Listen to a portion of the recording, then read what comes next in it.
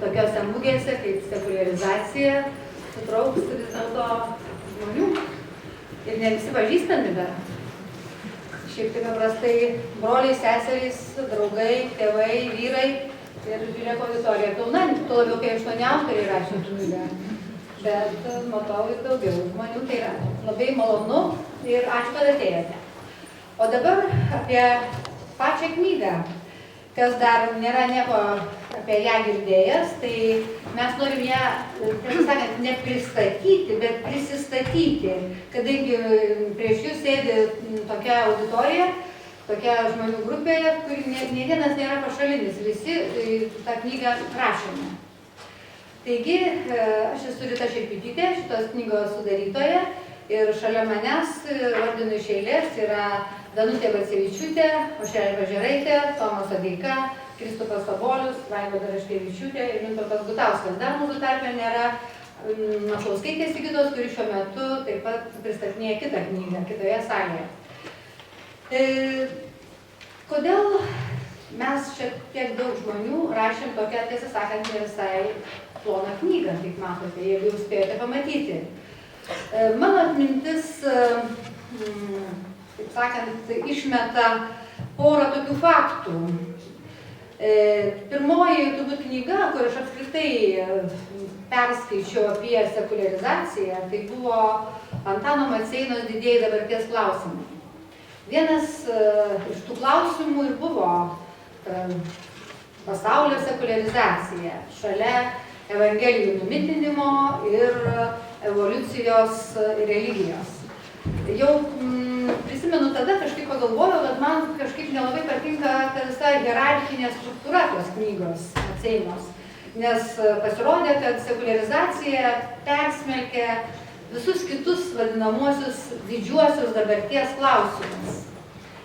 Šitas įspūdis dar labiau sustiprėjo, kai po daug metų, čia visai ne taip seniai, teko pamatyti iš arti vieno iš didžiausių garsių šiuolaikinių mąstytojų Čarlzo Tayloro debatus New York'e, kuris yra parašęs vieną iš garsiausių knygų Sekuliarusis amžius.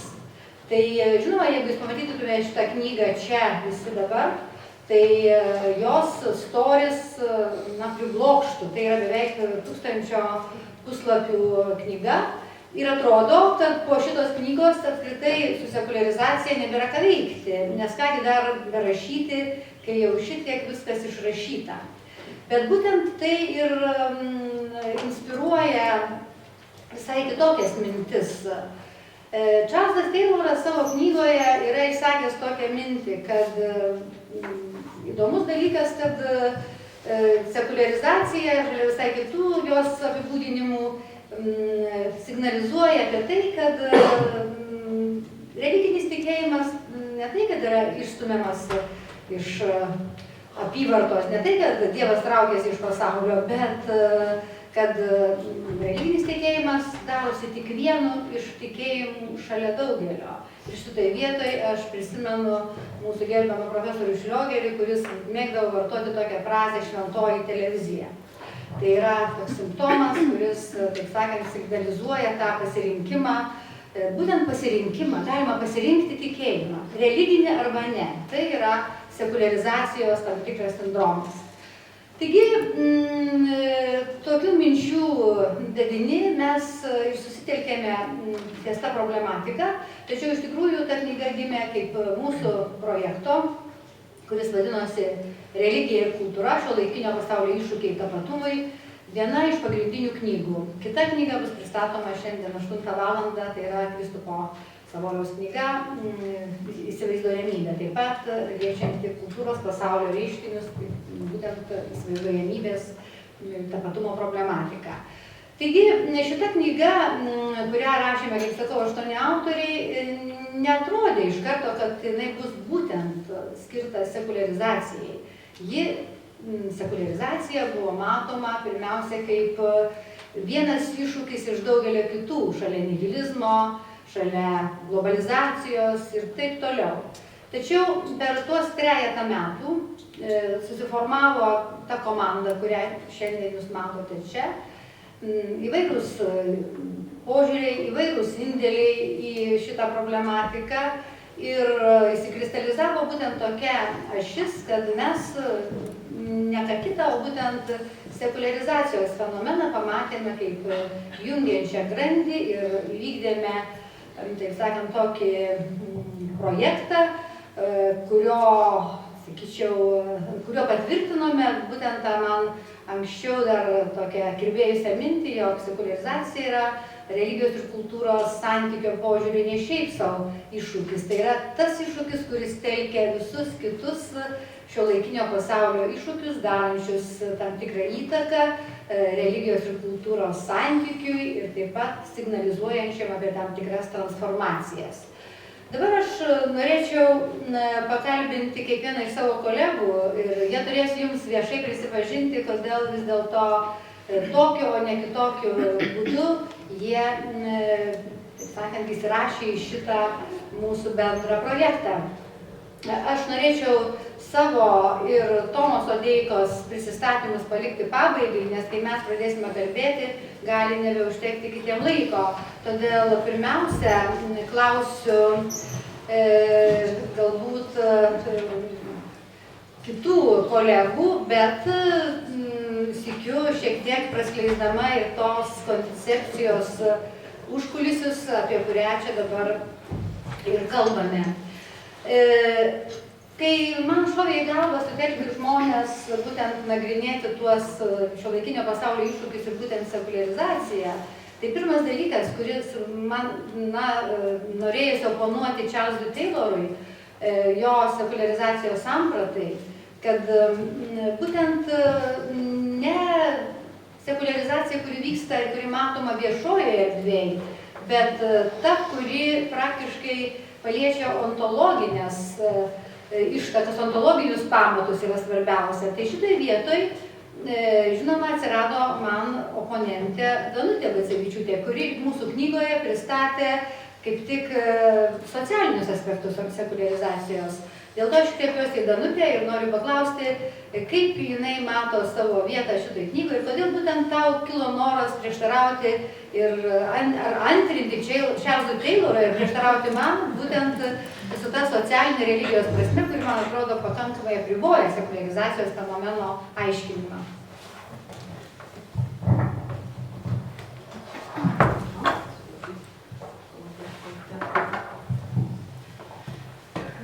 Tai iš tikrųjų tos tradicinės sekuliarizacijos sampratos kontekste, tai mano toji dalis nėra labai ten didelis oponavimas, veikiau kaip tik, kaip jau Rita pasakė, svarsčiau socialinės sekuliarizacijos prasme. Mat, tradiciškai sekuliarizacija taip yra apibrėžiama kaip religijos pasitraukimas iš visuomenės gyvenimo. Ir čia, šią prasme, Tayloras buvo mano sąjungininkas, nes jis vis dėlto iš tų tokių įprastų sociologinių diskursų plotmės mėgina sekuliarizacijos fenomeną apmąstyti ir filosofiškai. Ir dėl to patį šitą religijos pasitraukimą iš visuomenės gyvenimo užklausė, sakydamas, kad sykiu keičiasi ir pačios religijos formos. Tai yra, šitas procesas sekuliarizacijos nėra toks paprastas. Tai man šitai ir rūpėjo pasižiūrėti. Tai yra šalia tokio istorinio sekuliarizacijos vyksmo, kuris jau maždaug 17-18 amžiuje fiksuojamas, man rūpėjo atrasti, sakyčiau, dar vieną sandą, kurį įvardinau paskui tekste struktūrinių sekuliarizacijos aspektu, tai yra šventybės ir pasaulietiškumo santykio įtampa. Ir fenomenai, kurie paskatino mane tai apmąstyti, yra būtent iš tos socialinės, politinės plotmės. Čia turiu omeny tokius pavyzdžius, kurie dažnai išgirsti, bent jau šiek tiek ir, sakytume, šokiruoja, gal dėl to, kad nesame visiškai sekuliarizuoti. Turiu omeny čia keletą tokių socialinių akcijų, kurios dažnai turi ir tokį simbolinę prasmę. Tai pavyzdžiui, 2011 metais Feministinis frontas paskelbė tokią kolektyvinę apostazės akciją. Tai yra kolektyvinė tikėjimo atsisakymo, išsižadėjimo akcija, kurią mėgino protestuoti prieš katalikų bažnyčios socialinę politiką ir tokią formą pasirinko. Kitas pavyzdys, kuris galbūt netgi dar šiek tiek, sakyčiau, drastiškesnis, tai yra 13 metų, beje, nepaminėjau, kad šitą akciją kaip tik buvo nuspręsta daryti Velykų išvakarėse, o 13 metais Kalėdų išvakarėse Lenkų tokia sociologė, feministė, bijau pamiršti pavardę, tai pasižiūrėsiu į savo popierėlį, Katažina Bartkovska, ji paskelbė, kad vėlgi protestuodama prieš Lenkijos politiką abortų klausimų per Kalėdas žada pasidaryti abortą, tai yra atsikratyti savo vaiko būtent tą dieną. Nežinia, kaip ten įvyko tos akcijos ar neįvyko, bet vis dėlto man jos pasirodė tokios, gana, sakyčiau, tokios susimastyti verčiančios. Viena vertus, kaip sakiau, gali sakyti, kad galbūt mes nesame pakankamai sekuliarizuoti ir dėl to mes čia taip suklūstame šitose vietose. Kita vertus, aš manau ir bent jau tą išvadą padariau, kad vis dėlto šitos akcijos, atrodo, politinis ir socialinis veiksmas, jis kartu kažkaip rezonuoja į religinę prasmę. Ir ta religinė prasmė aktualizuoja tai, kas nedisponuojama. Kažkaip tam tikrą, sakytume, tas šventvagiškas veiksmas, kažkokią tą religinę aspektą arba tą šventybės patirtį, kuri jau iš tos kažkaip išslysta, iš tos politinės ir socialinės, sakytume, akcijos sumanymų. Tai tokio pobūdžio pavyzdžiai kažkaip mane paskatino būtent atkreipti dėmesį į tai, kad šalia to tokio istorinio sekuliarizacijos proceso esama sekuliarizacijoje ir to tokio struktūrinio aspekto, kuris per šventybės ir pasauliškumo įtampą parodo, kad vis dėlto tas pasauliškumas negali būti vienas be šventybės, kad kažkaip ta šventybės patirtis vis dėlto persmelkia pačias tokias kasdieniškiausias patirtis, įsiveržia į jas, net jeigu mes galbūt to nenorime matyti ar neplanuojame. Tai visas šitas toks kontekstas leido suprasti galbūt ir šiuolaikinių tų teoretikų bandymus kalbėti jau sekuliariame kontekste apie religiją be religijos.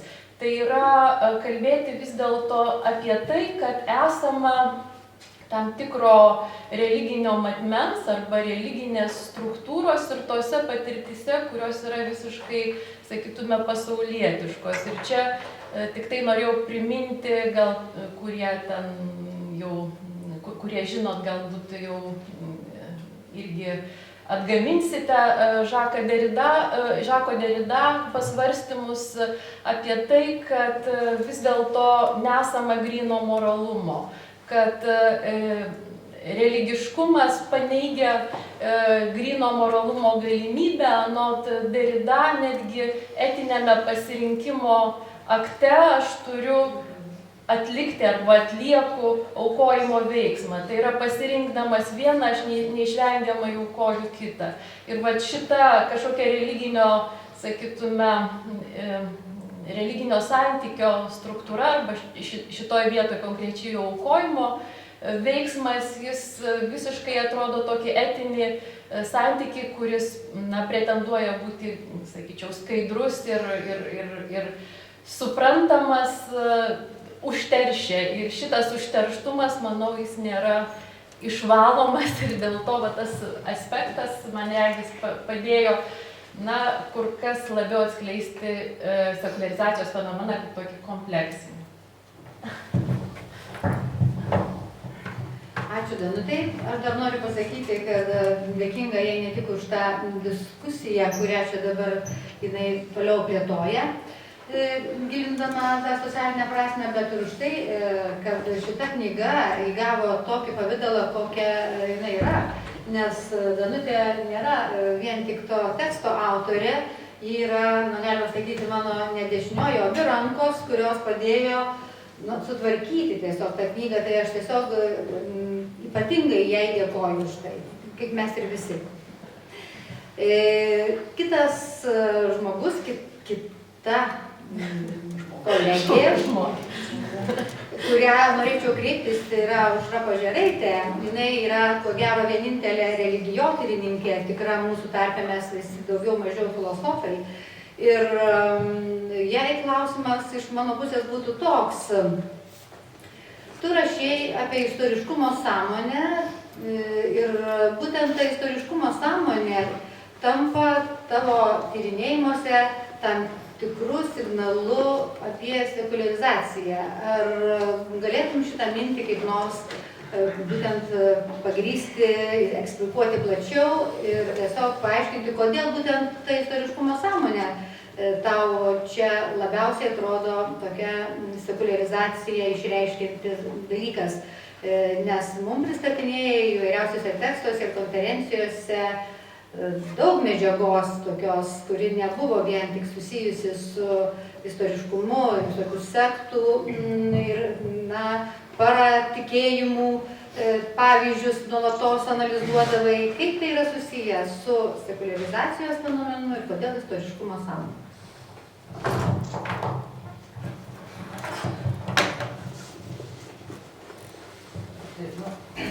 Pirmiausia, šis klausimas man yra labai platus. Jis susijęs su visų mazgų ir komplektų su kitų klausimų. Tiesiog istoriškumą šio kartu paėmiau kaip sąvoką, kuri moderniais laikais buvo skirtingai suvokiama, buvo skirtingai pradėta aiškinti negu tarkim, iki moderniais laikais. Bet vienas dalykas, kuris man nedavė ramybės, seniai nedavė ramybės, tai kokiu būdu vienoje toje pačioje vaizduotėje, vienoje toje pačioje sąmonėje gali kažkaip susiderinti ir koegzistuoti du visiškai skirtingi pasakojimai, kurie iš principo jie turėtų kvestionuoti vienas kitą. Tai viena vertus, tarkim, toksai, kaip ir tiesiaeigis istorinis pasakojimas, kuriame tyrinėtojai, istorikai, tarkim, nustato, naudodamas įvairias priemonės, įvairius metodus, faktų tikrumą, vienkartiškumą ir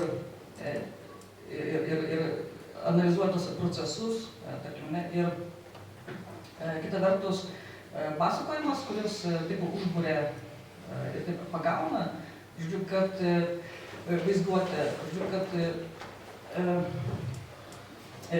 turiu omeny, religinė pasakojimą, dažniausiai būna nereliginės pasakojimas ir šiais laikais, pavyzdžiui, turime kokius nors literatų sugalvotus pasakojimus, papasakotus kaip Deno Brauno, pavyzdžiui, kurie, Deno Brauno čia gal, faktiškai tai yra kaip fikcija, bet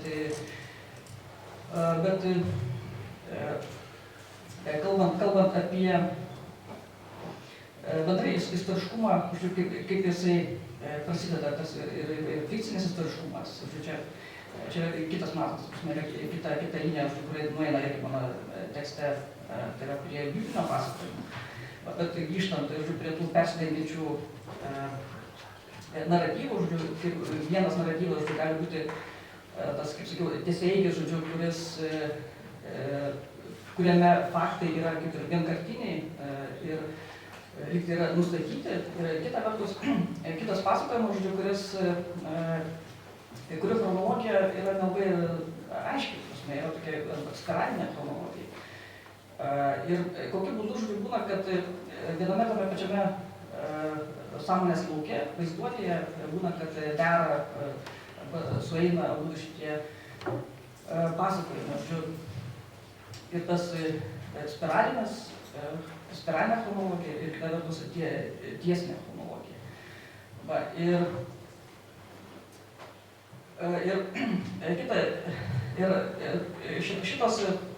šitie du naratyvai taip pat, jie turi ir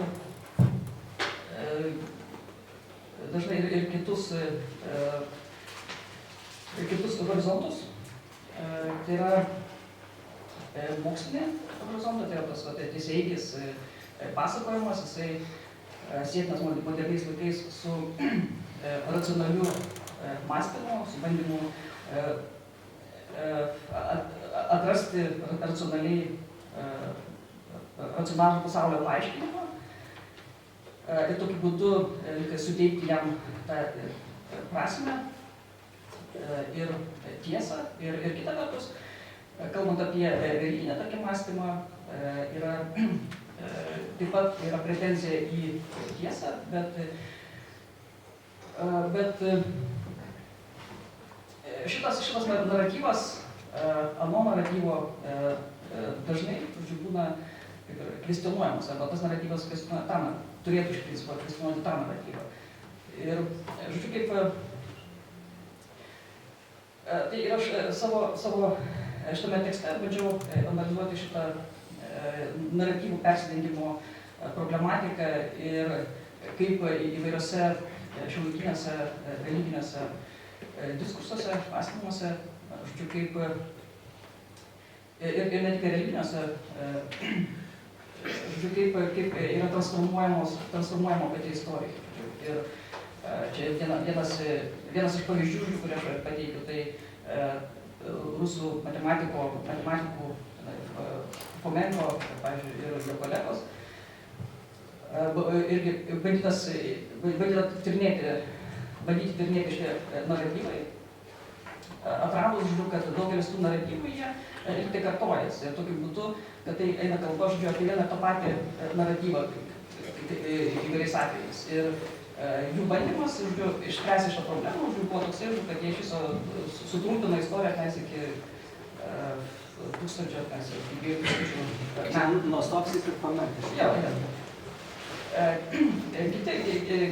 Kitus pavyzdžius, kuriuos aš tam pateikiu, tai yra, tarkim, Krišnos sąmonės judėjimo Lietuvoje tokie bandymai, legendinės, mitinės istorijas apie Krišną, irgi istorizuoti, pateikti tam tikroje istorinėje linijoje, kur net dienos yra nustatytos tiksliai ir panašiai.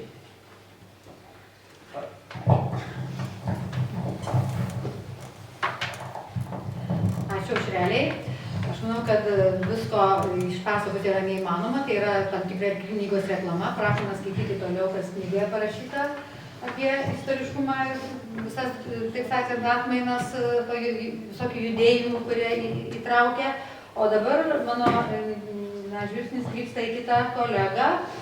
Ir štai vietoj turiu, taip sakant, truputėlį pasižiūrėti priekį, ne tik atsigręžti kolegą, bet pasakyti, kad prieš kreipdamas į Mintautą turėčiau prisipažinti trumpai, ką pati dariau toj knygoje, bet tik prisipažinti dar neskleisdama.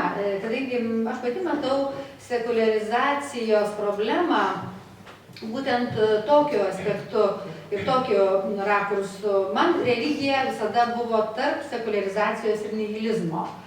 Taigi, atidėdama platesnį, taip sakant, įskleidimą šito požiūrio, kreipiuosi į Mintautą Gutauską, kuris šioje knygoje parašė apie cinizmą, siedamas jį su nihilizmu.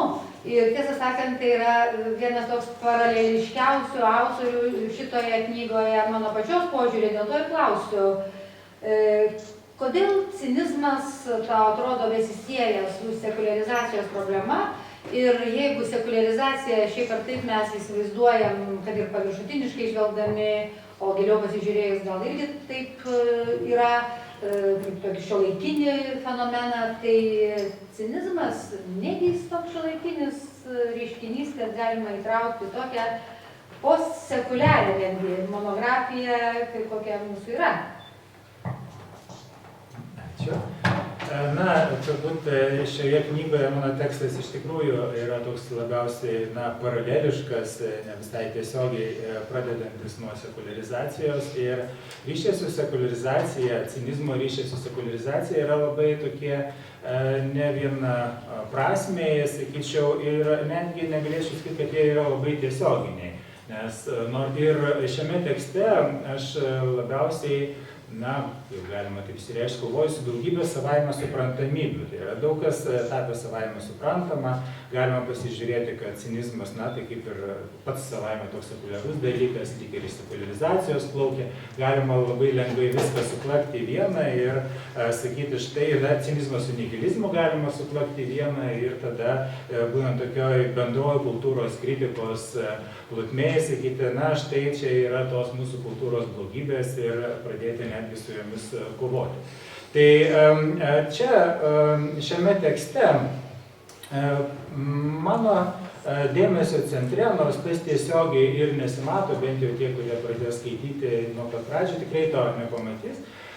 Vienas, tokį dėmesio centre vis dėlto yra tai kasdienė, nereflektyvi sąmonė.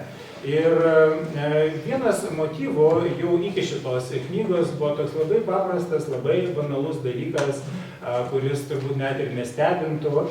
Tai tokia patirtis su studentais, nagrinėjant Žano Baudrillardo tekstą Simulakrai ir simuliacija, svarstant apie simuliakrą medicinoje, ir ten, kaip jau kas skaitė pradžioje, yra iškart pereinama prie religijos temos, tai būdavo labai sunku studentams paaiškinti, kasgi yra simuliakras medicinoje, bet dar sunkiau būdavo paaiškinti, o kasgi yra tikrovė pačioje religijoje, nes religija iš karto buvo priimama kaip simuliakras, tai buvo savaime suprantama ir paaiškinti, kad vis dėlto religija yra toks santykis su Dievo tikrove, buvo beveik neįmanoma.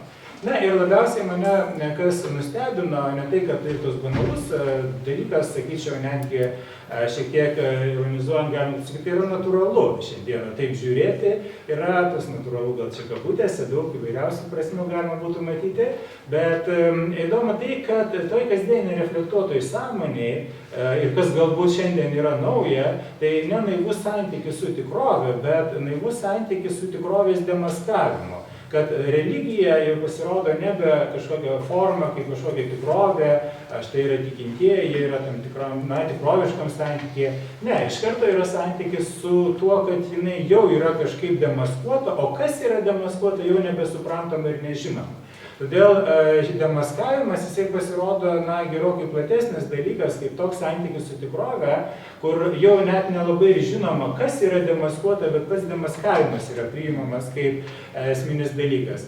Na ir svarstant sekuliarizacijos temą, jau, sakyčiau, tyrimo, jeigu taip galima čia sakyti, svarstymų visoje eigoje, vis dėlto, bent jau mano kelias persicentravo ir perėjau prie cinizmo temos, nes pasirodė, kad nėra taip jau paprasta tiesiogiai šitos dalykus sieti, bet jie yra glaudžiai persipynę, o cinizmas vis dėlto yra toks, nėra skaidrus fenomenas, kurį galėtume štai susijęti su sekuliarizacija, kuo labiau gausi taip, kad kuo daugiau gilinausi, tuo daugiau mačiau įvairiausių nesuderinamumų ir maniau, kad vis dėlto galbūt būtų prasminga pradėti nuo cinizmo fenomeno apskritai, kas jis toks yra ir kaip jis tada siejasi su sekuliarizacija. Tuo labiau, kad čia galbūt, šiame visame rašant šią knygą daugybę dalykų pasidarė tokie bendri, tai galbūt pradėti nuo cinizmo būtų, maniau, irgi prasminga, tiesiog, kad nedubliuotume vienas kito. Tai čia pačią cinizmą temą pradėjau vis dėlto nuo tokio, ką galima būtų pavadinti tokia cinizmo hermeneutika, o pabaigiau tokia cinizmo fenomenologija, nes pradžioje pasirodė, kad vis dėlto cinizmas yra toks nevienareikšmis dalykas, tiek kasdienių sampratų, yra tiek teorinių pozicijų, tai visas jas aptariau, gana nemažai dėmesio skyriau būtent prieigų klausimui, tikiuosi skaitytojas nepalūš nuo tokių pirminių įvadinių teorinių svarstymų. bet to pasižiūrėjo būtent aptarti cinizmo kilmę, santykį su Diogenu ir tada pasirodė, bent jau man toks centras būtų, tai, kad cinizmą labiausiai apibrėžia ne santykis su vertybėmis, morale, bet cinizmą labiausiai apibrėžia jo ontologinės nuostatos, tai yra tam tikras santykis su tikrove. Ir būtent tai yra toks santykis su tikrove, kuris juda dviejų tiesų perspektyvoje ir visuomet gyvuoja demaskavimo sąskaita. Tai dėl to aš, norėdamas dar labiau išryškinti ontologinį momentą, lyginau cinizmą su nihilizmu ir tas pasirodė labai produktyvu. Na ir tada tik tai jau pačioj pabaigoje teksto perėjau prie kasdienės ciniškos sąmonės, kur pasirodo ciniškoji sąmonė labai greitai pasimokė iš religijos kritikos, greitai išmoksta viską demaskuoti. Ir ten yra skirelis viešajam cinizmui, tai, kas vis dėlto labiausiai mane stebina, nors kartu yra taip savaime suprantama ir tiek nematoma, galim pasakyti, tas ciniškas požiūris, jisai tokiu nematomu pavidalu įsiskverbia į kasdienės pasaulio patyrimo sąlygas, nes pasirodo nebegali naiviai žiūrėti žinių, aišku, daugybę dalykų turi iš karto priimti tokią demaskavimo formą. Tai žinoma, visą tą tokį labai komplikuotą dalyką kartu neskaidrų pabandžiau išskleisti paskutinėje dalyje, kalbėdamas apie ciniškąją sąmonę. Ir ten kaip tik ir susijęju tai su sekuliarizacija, bet nenorėčiau šitų dalykų tapatinti, kaip tik man buvo labiau įdomus jų rezonansas tarpusavyje, kaip tarpusavyje rezonuojantis dalykai. Gerai, tai aš to. Ačiū, mūsų laikas jau, taip sakant, pusėjo tikrai, o čia dar daug reikia pasakyti. Dabar norėčiau truputėlį pakeisti registrą, kaip sakoma, perjungti bėgį. Ir tas bėgis persijungia, žinoma, ant tokios problematikos pagrindų, kuri monografijoje yra labai svarbi ir persmelkia ją visą. Tai yra vizualumo, netgi medialumo problematika, sakyčiau. Vėliau truputėlį dar užsiminsiu, kaip jinai atsirado, bet kreipiuosi į vieną iš tokių protagonistų šitos problematikos. Kristupą Savolių mes visi pažįstame kaip vaizduotės tyrinėtoją. Kas bendra tarp vaizduotės ir sekuliarizacijos? Kodėl atsiradai šitą knygą?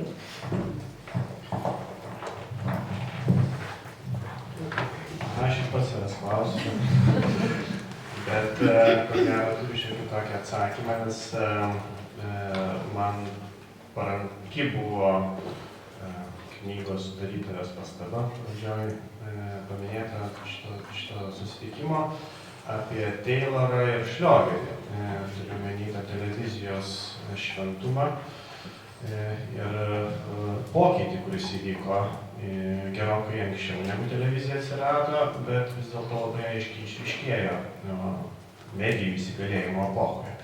Tai, kad medijos užima kažkokią labai ypatingą vietą ir ten, kur buvo religinė patirtis, dažnai ikonografiškai įkūnyta, šiandien turime tele plačiausią prasme, bet ir televizijos, interneto, netgi mobiliųjų technologijų patirtis dažnai. Na ir čia be jokios abejonės reikėtų grįžti gerokai anksčiau ir pradėti galbūt nuo Hegelio, kuris ir tampa mano teksto, kurį aš čia šitoj monografijai parašiau atspirties taškų ir Hegelio estetikoje, pasažas apie tai, kad mes turbūt tie, kas šiek tiek Hegelis skaitėte, žinot tą pasažą, jis gana garsus, apie tai, kad mes nebesuklumpame bažnyčiose priešais paveikslus šventuosius ir taip pat graikų skulptūros mums nesukelia religinių jausmų.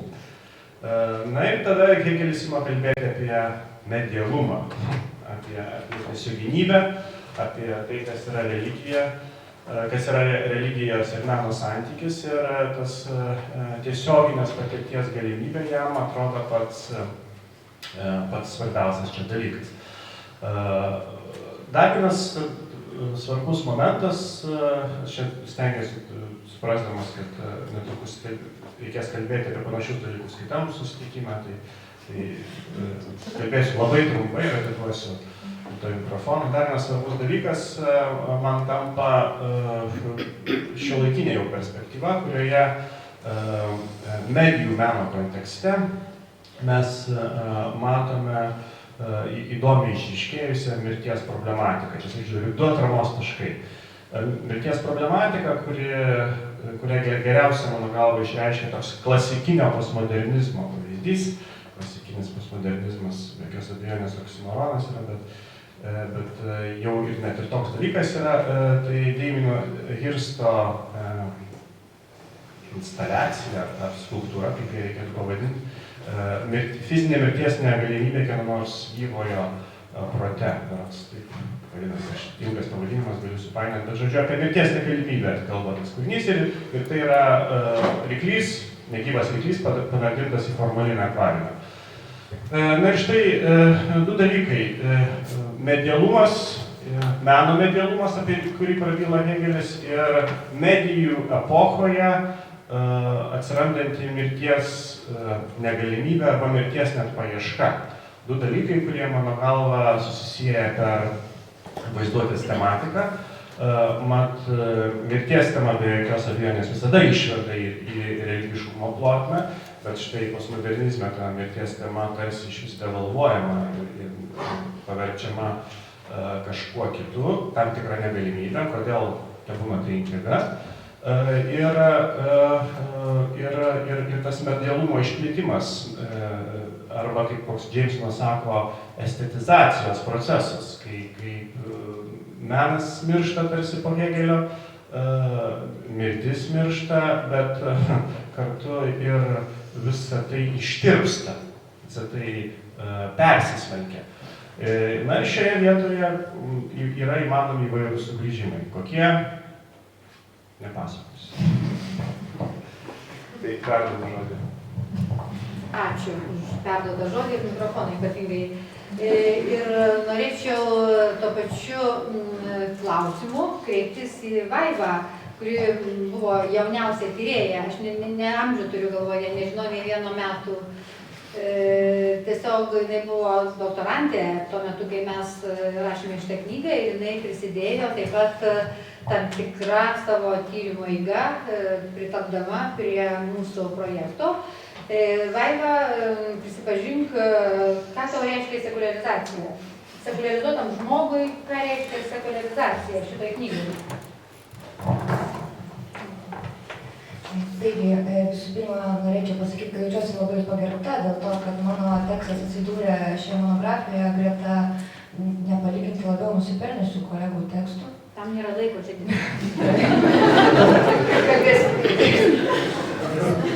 Iš pirmo žvilgsnio gali pasirodyti, kad mano indėlis mažai susijęs su sekuliarizacijos problema, kadangi rašiau apie estetikos sampratos transformacijas ontologinėje hermeneutikoje.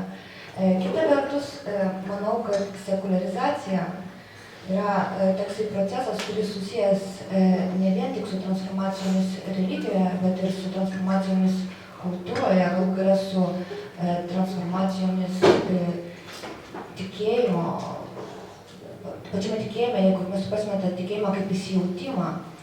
Na, tuo tarpu hermeneutinėje meno filosofijoje keičiasi pats santykis, būdas, kuriuo meno kūrinys tampa individo patirties dalimi. Kitaip tariant, kūrinys meno filosofijoje sąlygoja nebetarpišką estetinį sukrėtimą, bet reikalauja filosofijos kaip tarpininko. Ir štai čia aš išvelgiu, kokiu būdu estetikos sampratos transformacijos problema siejasi su sekuliarizacijos problemos kontekstu. Čia galim prisiminti Hėgelį, tą pačią citatą, apie kurią kalbėjo Kristupas. Aš čia pacituosiu. Hėgelis teigia, nors mums atrodys puikus graikų dievų atvaizdai ir tobulai atvaizduoti Šventasis Tėvas, Kristus ir Marija, vis dėlto to nebepakanka, kad būtume prie šios ant kelių.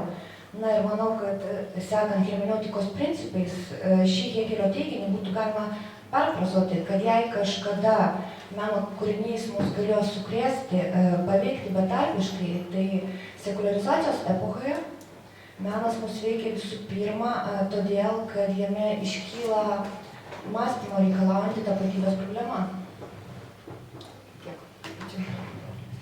Ačiū, Vaiva.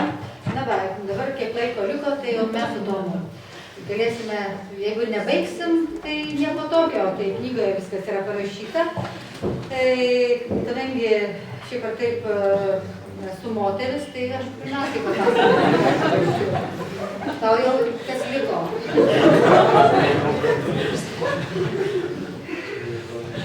Nenorėjau jūsų prajuokinti. Dar mažiau noriu prajuokinti to, ką parašėme.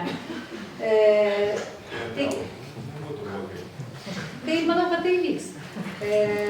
Norėčiau atsispirti nuo Vaivos, tai yra nuo Hegelio.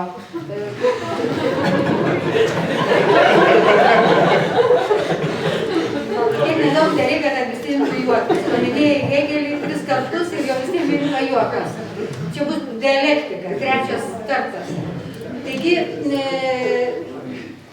pasakysiu tokią kvailą frazę ir tęsiu toliau, ką tą knygą rašiau. Ne tai yra čia ypatingai svarbu, kad nebeatsiklaupėme, gal nesuklumpame, o neatsiklaupėme priešai šventus paveikslus. Svarbu ir keista yra tai, kad mes atsiklaupėme ir nežinome kodėl. Klūpome prieš nežinia ką. Tai va, tai mano toks banalus signalas į tą sekuliarizacijos problematiką, jos prasmę, į kurią bandėme panirti. Dabar čia tie likusieji, dar nekalbėję, ir aš ir Tomas. Kitaip sakant, kažkokia šventybės transformacija, kažkas vyksta su dalykais, kurie pretendavo būti šventais. Kitaip sakant, tiesiog sekuliarizacijos prasmės klausimas mums rūpėjo. Bent jau man, kaip aš sakiau, religija visada stovėjo, ar ten gulėjo, tarp sekuliarizacijos ir nihilizmo. Visą savo energiją buvau skyrusi nihilizmo problematikai, sekuliarizacija buvo tarsi kažkokia paraštė to nihilizmo. Šitoje knygoje viskas yra atvirkščiai, bent jau. Svorio centras persikelia į sekuliarizacijos problemą ir pirmiausia, norisi pamatyti tą jos dviprasmiškumą. Ta ontologinė perspektyva, kurią čia iš pat pradžių paminėjau, kuri man pasirodė kaip alternatyva Čarlzo Tayloro veikalui ir visai jo, taip sakant, nuostatai, kurią jis pats irgi supranta, jis sako, kad daug kas į tą jo knygą netelpa, kai kurios patirtis tokios, visokios ten, jis paminė įvairiausius mistikus, kurie niekaip neįsirašo į tą didįjį jo veikalą. Taip pat būtent tai, kas neįsirašo į tą jo didįjį veikalą, kaip ontologiniai dalykai ir kurie vis dėlto transformuojasi. Taipogi transformuojasi, nebūdami paaiškinti ontologiškai, visiškai, taip sakant, nėra paaiškinami. Taigi, norėjosi atsigręžti ir atsiremti į tą sekuliarizacijos prasmės ontologiškumą ir kita vertus, būtent taip pasižiūrėjus, ima matytis dviprasmė sekuliarizacijos prasmė. Kitaip sakant, ar sekuliarizacija yra neįgiamas dalykas, o gal priešingai yra labai pozityvus, teigiamas. Ir štai mano akiratyje ne tik teoriniai autoriai, teoriniai personažai, tokie kaip Kirnis, kaip Agambenas, ir daugybė kitų, bet taipogi net ir literatūra ima signalizuoti apie tų pačių dalykų svarbą. Kitaip sakant, ką reiškia žiūrėti į sekuliarizaciją ne tik negatyviai, bet ir, kaip sakytų Kirnis, afirmatyviai. Ką reiškia teikti sekuliarizacijos tą vadinamąją teigiančiąją prasmę. Ir vartojant tokius, sakyčiau, nihilistiškai atrodančius apibrėžimus, kabutėse, kaip, pavyzdžiui, anateistinis tikėjimas. Ką reiškia tas anateizmas?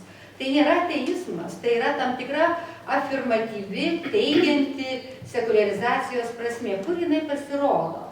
Pasirodo, kad mano tyrinėjime, šitame tekste, kurį pateikiu knygoje, sekuliarizacija pademonstruoja, turiu vilties, visą savo dviprasmiškumą. Kitaip sakant, keliamas klausimas apie šiuolaikinio žmogaus religinę patirtį, ar dar tokia yra galima, ką jinai reiškia ir kur yra tos patirties sakralumo ribos.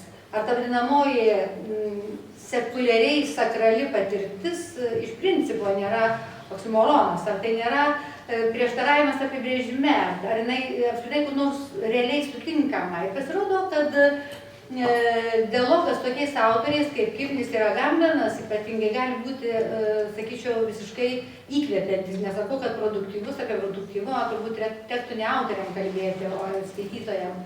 Bet jis tikrai inspiruojantis to požiūriu, kad nuolatos tenka įtraukti į savo akiratį gausybę jau užmirštų tekstų, sakykime, kad ir tą patį Prusto prarasto laiko beieškant, kur atrodo visiškai neparankus autorius, analizuojant religinės patirtis. Tačiau jeigu mes klausėme būtent tokiu būdu, ką reiškia šiuolaikiniam žmogui iš vis turėti kokią nors patirtį, religinę patirtį, tai pasirodo, kad ta riba, kuri atskiria tai, kas sakralu ir kas nebesakralu, kas profaniška, brėžiasi visai kitoje perspektyvoje, negu galima buvo manyti, ir reikia ieškoti konceptų, kurie galėtų padėti tą ribą nubrėžti.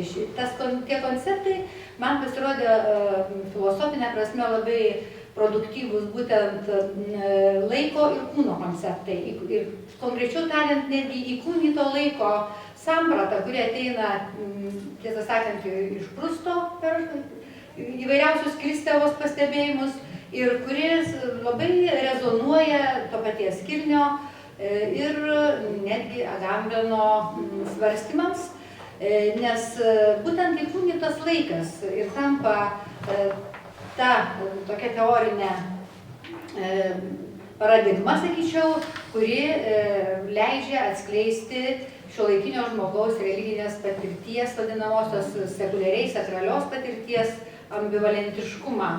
Na, kaip pavyzdį galėčiau pasakyti, nebecituosiu, bet tik tiesiog paminėsiu vieną autorių, ispanų filosofą Feliksą Duquet, kuris labai skeptiškai žiūrėjo, damas į šiuolaikinį žmogų, sako, negi įmanoma išgyventi kažką religišką per pietų pertraukas ar tų masinių švenčių, galiu pridėti tokių kaip šiandien mūgių metu.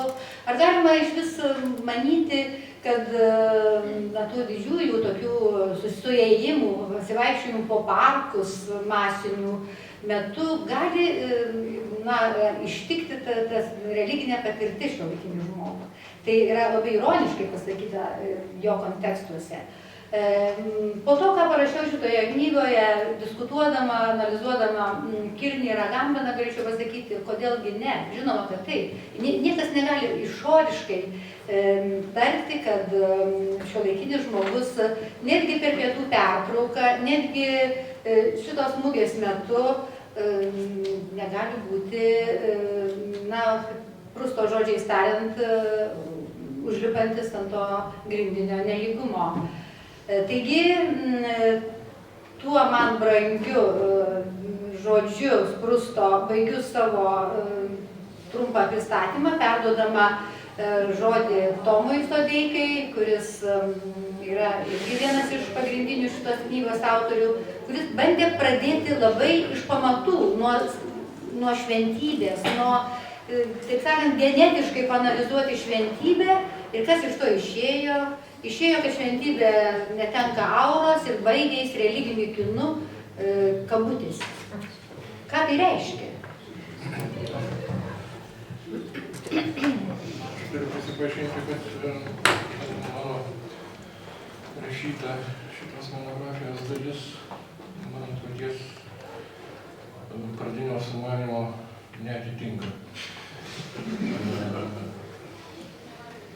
Buvau ketinęs panagrinėti čia religinį meną, tiksliau tariant tai, kas šitaip yra vadinama. Ir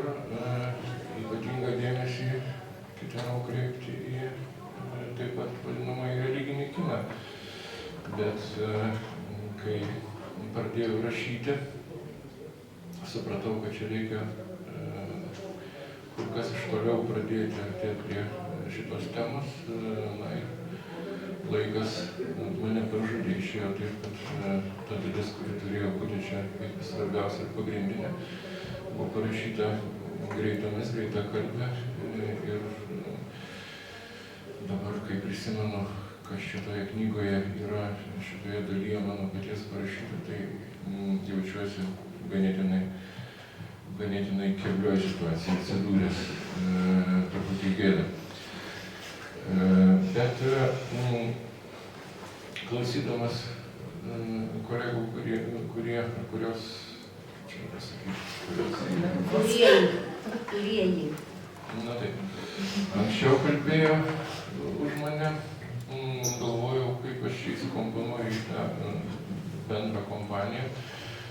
Pagalvojau, kad kalbėdamas irgi galėčiau paminėti Hėgelį. tą pačią jau porą kartų analizuotą citatą ir tokiu būdu įsijungti į pasaulį. Bet paskui kita mintis atėjo galva, kad kadangi jau 3 kartai buvo išnaudoti, 4 kartas sugadintų šitą simetriją, todėl to ir nedarau. O jeigu dabar bandyčiau bent iš dalies pasiteisinti dėl to, ko nusispėjau padaryti, ką ketinau padaryti, tai taip man išėjo, kad pagrindinė mano rašyto teksto masė ėmė suktis aplink šventybės problematiką.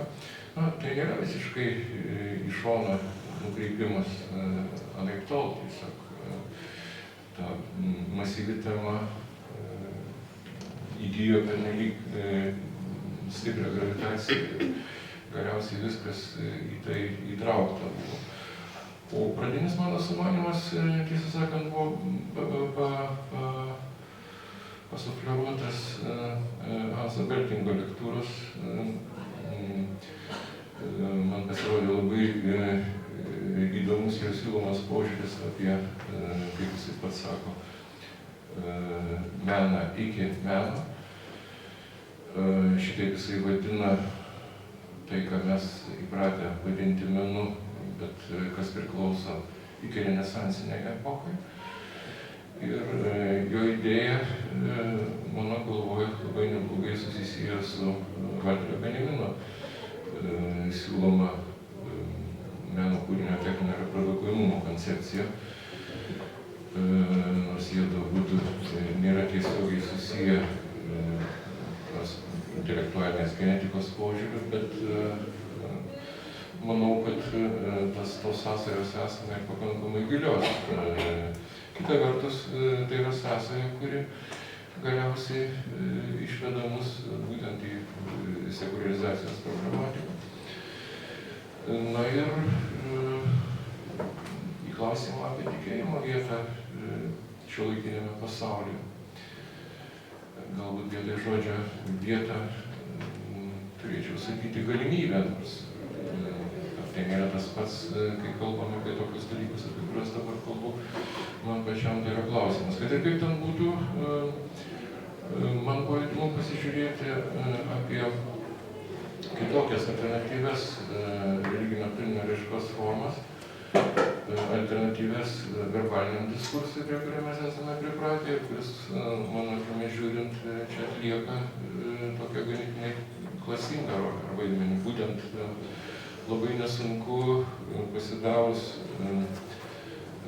verbalinių diskursų perteikimam religiniam turiniui, imti manyti, kad čia mes turime reikalą su tam tikro kognityvinių santykių su tikrove, na ir tuomet visi klausimai apie šiuolaikinę religijos situaciją, apie sekuliarizaciją, apie nihilizmą, apie cinizmą ir taip toliau ir panašiai yra suprojektuojami į grynai kognityvinių, sakyčiau, klausimų plotmę. Menas mano galvoje šitame kontekste pasirodė kaip ganėtinai paranki alternatyva pasižiūrėti, kaip gali atrodyti ta religinio turinio raiška ne verbalinių medijų kontekste. Na ir kai šitą klausimą gal bandyti kelti ir vyko, tai nuo ko ir pradėjau šios dienos savo išpažintį. Prasidėjo viskas ir baigėsi tuo, kad galiausiai visas dėmesys nukrypo į pačią šventybės problematiką. Šventybės, šitai sakydamas be abejo, čia turiu omenyje šito žodžio prasme, kurią Robertas Olta jam teigia. Na, o Roberto šventybės sampratą bandydamas analizuoti, dar pamėginamas kaip atrodo tam tikrą priešistorę iš Šleiermacheris, kuris paties Olto prisipažinimu jam pačiam buvo ganėtinai reikšminga figūra, jis suvokė save kaip savotišką tesėją. Ir šitie du autoriai man rūpimo kontekste labai parankus pasirodė būtent to, kad ir vienas ir kitas labai aiškiai suvokė ir stengiasi taip pat aiškiai išsakyti alternatyvias verbaliniam diskursui raiškos formas. Tiek radikaliai, kad Šleiermacheris šitą darė, bet jie atsiribojo nuo to, ką jis vadina etika ir metafizika, sutelkdamas dėmesį į jausmą, na, o Robertas Olta čia pasirodo kaip autorius, kuris būtent šitą jausmo problematiką plėtoja. Tai jau laiko nebėra. Man daug vieną sakinį pasakyti, kol tu nepasakyti. Norėjau tiesiog padėkoti visiems kolegoms, su kuriais man teko bendradarbiauti šitą knygą rašant. Nežinau, kaip kitiems, bet man buvo ganėtinai maloni ta kompanija. Jeigu dar kada nors ateityje kas nors panašaus įvyktų, tai jau vyksta, Tomai, vyksta. Dar nebėkite, aš noriu baigti gražiai. Tomas nepasakė vieno sakinio. Čia Danutė gali paliudyti. Kai jis pridėjo religinio kino, demaskuojančių religinį kiną, kaip kabutėse religinį kiną paveiksliukų, tai autorinių teisių agentūros, netgi pačios tos visokiausios ten filmų gamybos įmonės, neleido jų panaudoti. Čia tik Gibsono atveju. Tai ir rodo, kad mūsų sumanimą, nesakau užmačią, sumanimą, jie atpažino ir bijojo būti tokiam kontekste, kokiam jie ir yra. Tomas paskui kažką dar rašė, po to, kai negavo. Taip ir parašė. Taip ir parašė, kad... Bet tuo pačiu, aš dar pasakysiu vieną dalyką apie Tomą. Tomas buvo vienas iš tų, kur norėjo, kad ne tik kai ko nebūtų, bet netgi mūsų pavardžių prie tekstų, kad mes visi būtume viena. Šito mes jam neleidom, nes aš suprantu, jisai yra labai, taip sakant, pasitikintis savim, jį atpažintume net ir po žemę užkastą, jo tekstą, nors yra labai nusiteikęs prieš tekstus. Tai čia tas jo tokia drąsa mus įkvėpė pridėti pavardes prie tekstų. Kaip išėjo 8 žmonių bendras darbas. Ačiū, kad mūsų.